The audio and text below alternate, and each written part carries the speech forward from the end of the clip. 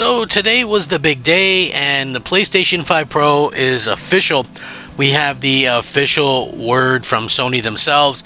No longer a rumor, no longer something that, is just talked about as not confirmed. It is officially confirmed, and guess what? Man, it's going to be a beast, and it's going to be coming with a beastly price tag. So keep that in mind.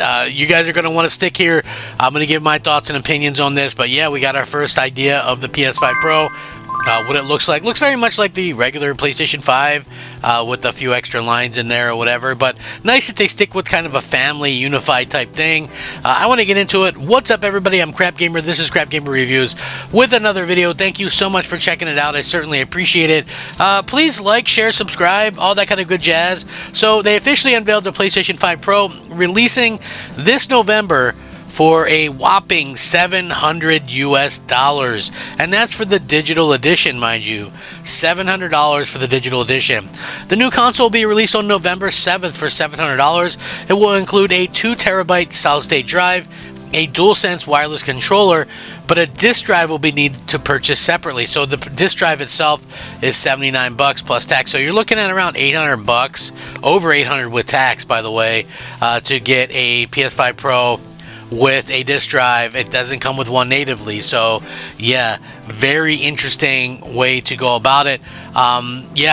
Revealed during a live stream hosted by system architect Mark Cerny, the system includes a larger GPU, advanced ray tracing capabilities, and AI-driven upscaling for new and existing titles.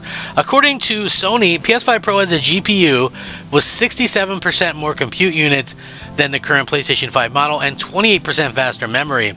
Overall, this enables up to 45% faster rendering for gameplay, making the experience much smoother. Advanced ray tracing allows in-game light rays to be cast at double and at times triple the speeds of the current PS5 console. Meanwhile, again, finally the PS5 Pro introduces PlayStation Spectral Super Resolution, an AI-driven upscaling that uses the machine learning-based technology to provide sharper image clarity, according to Sony themselves. Other enhancements include PS5 Game Boost, which can apply to more than 8,500 backwards-compatible PS4 games playable in the Pro, according to Sony. This feature may stabilize or improve the performance of supported PS4 and PS5 games. Enhanced image quality for PS4 games is also available to improve the resolution on select PS4 games. And I quote, "We developed PS5 Pro with the deeply engaged players and game creators in mind, as many have asked for a console that runs even higher fidelity graphics with smoother frame rates at 60 frames per second, according to business CEO Hideki Nishino. It's humbling to see how game creators have embraced the latest technology from the PS5 Pro, and several games will be patched with free software updates for gamers to take advantage of the Pro's features. These games can be identified with the Pro Enhanced label within their title. Games with PS5 Pro enhancements include Alan Wake 2, Assassin's Creed Shadows, Demon's Souls, Dragon's Dogmas 2, Final Fantasy VII Rebirth, Gran Turismo 7, Hogwarts Legacy, Horizon Forbidden West, Marvel Spider-Man 2, Ratchet & Clank Rift Apart, The Crew Motorfest, The First Descendant, The Last of Us Part 2 Remastered, and more. PS5 Pro features a design consistent with the overall PS5 family of products, according to Sony, with the same height as the original PS5 and the same width as the newer refreshed model. Our PS5 journey would not be possible without the millions of players that have supported us through the years and have shared with us their love of gaming, according to Mr. Nishino.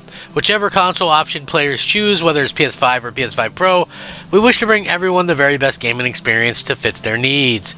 So, again, this is very much a very expensive piece of hardware. It's probably why they waited to announce it and things like that. But, again, it's going to be something for, I think, enthusiasts. I think at $700, you kind of maybe have to question, a bit of what's going on here. I think it is very interesting to see the price tag that they included. I'm not sure exactly, who's going to be all in on that, but I do feel like, the games are certainly going to look better. They're going to play better that are on there, but it's going to justify, paying all that money to upgrade the platform. I don't know. Certainly places like GameStop and things like that are going to offer some trade-in. Like, you trade in your current PS5, you might even get up to $400 if you're like a pro member or whatever.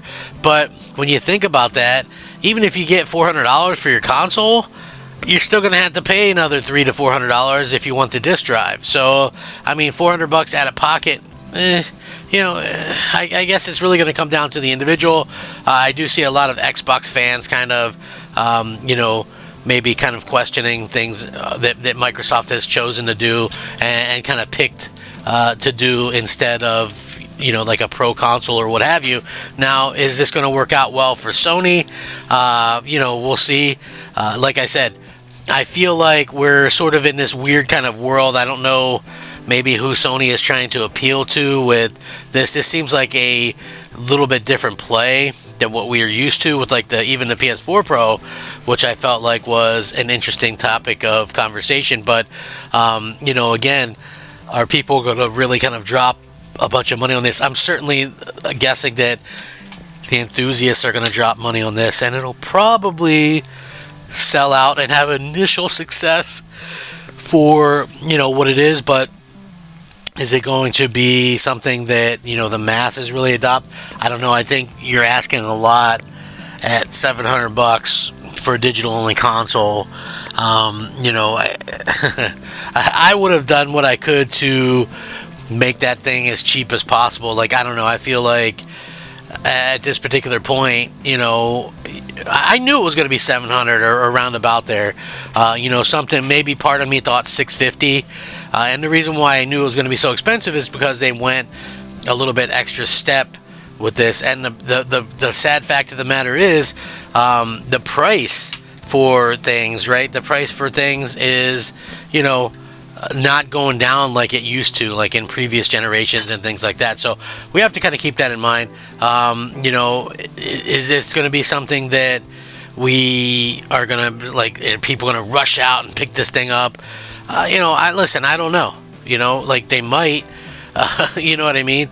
But I still think that this is a good option to have and to kind of just see what's going to happen in the future with it. So, I honestly think that it's a very interesting fact when you look at what Sony is doing. They're trying to, I think, not maybe particularly cater to any one thing in particular, but I think they are kind of just out there saying, hey, well, we have an option for people if you are looking for the absolute best in terms of the